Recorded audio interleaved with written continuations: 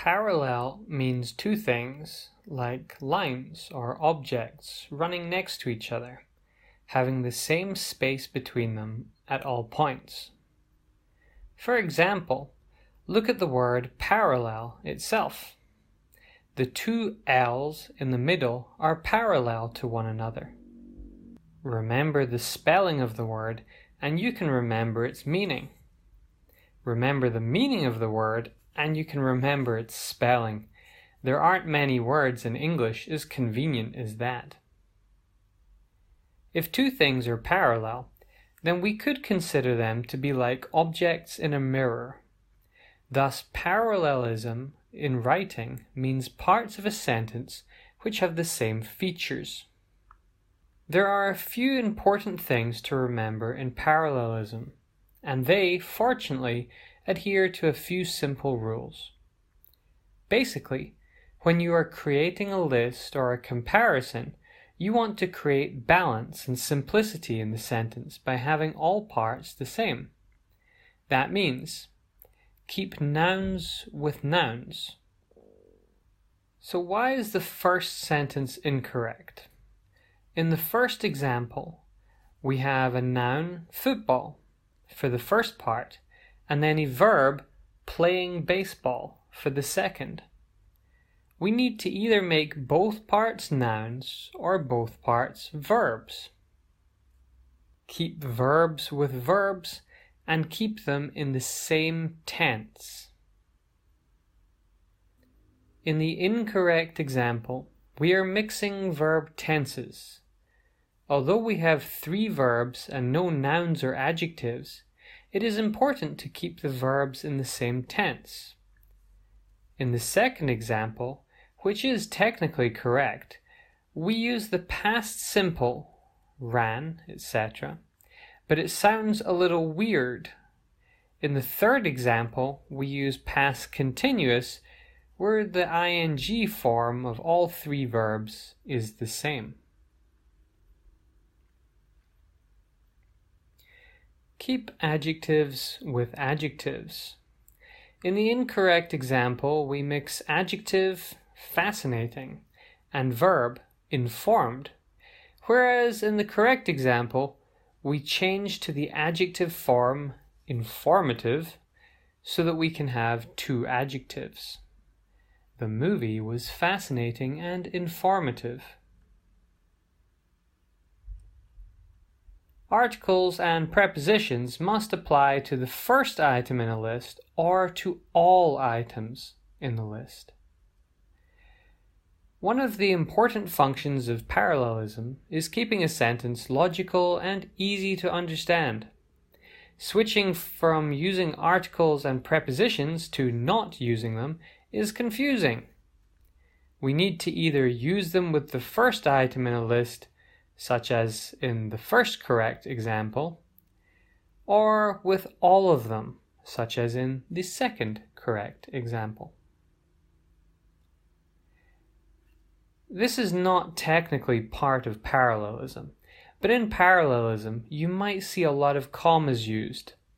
I always use the Oxford comma because it makes one's writing so much clearer and more logical. I highly recommend you use it too.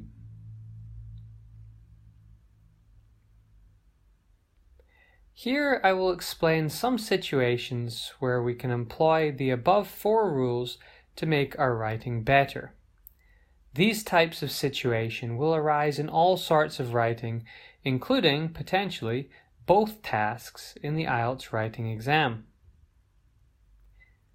If you are using or and to form a list of items or ideas, you should ensure that all items or ideas in the list are presented using the same or similar form. Hopefully, by now, we can see the problems with the first two examples. When you're making lists like this and include multiple items or ideas, we have to watch out for mistakes like these. Make sure that the two things you're comparing, walking and driving, or iPhones and laptops, are presented in the same way. This looks different from the list form previously explored, but the techniques for fixing mistakes is just the same. Once again, we can see how different items in a sentence must be presented as parallels, i.e. with the same structure. With paired words, we often see and, either, rather, etc. used to join words or phrases. Make sure that these are the same. For example, in the first instance, we needed two adjectives, and in the second, we needed the verb tenses to be the same. The IELTS writing exam is a fantastic test of English proficiency. There is no way to cheat or trick the system. You simply have to demonstrate your English level by writing an honest piece of work. The examiner will mark you on the following criteria: task achievement, coherence and cohesion, lexical resource, grammatical range and accuracy. The last point on the list is grammatical range and accuracy. This means having a variety of sentence structures: simple, compound, complex, compound, complex, and a mastery of verb tenses. Parallelism is something that most students don't fully understand, yet it is not difficult to learn. I teach this to my students in one 90-minute class, and by the end of the lesson they understand it so well they are sick of my examples. Like learning how to use a comma or semicolon, it is not difficult, yet it is incredibly impressive.